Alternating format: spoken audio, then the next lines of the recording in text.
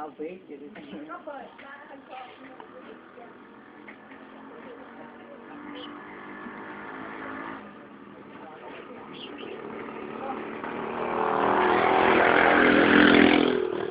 ít cho hiểu lo tất cả em chắc là tuấn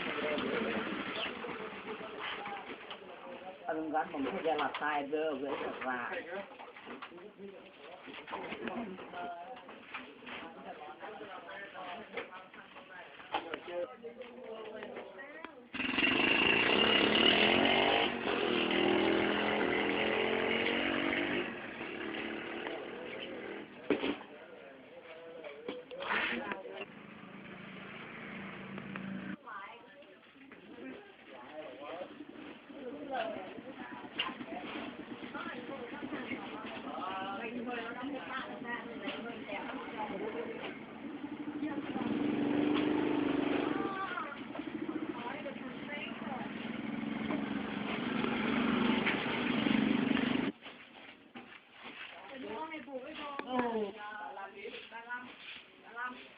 rồi đổ đó ba tư cái dừa đổ cho bà đi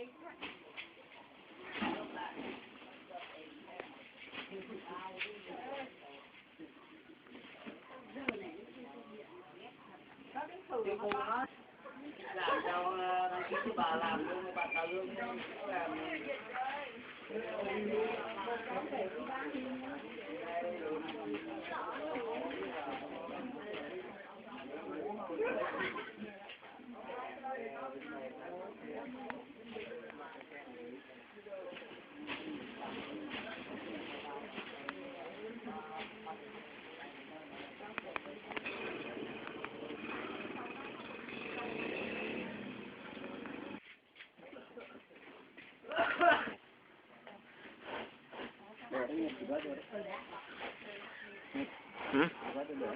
One git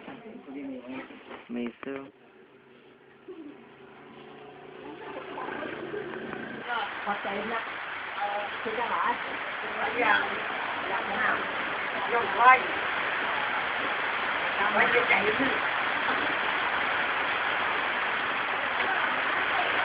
Hãy subscribe cho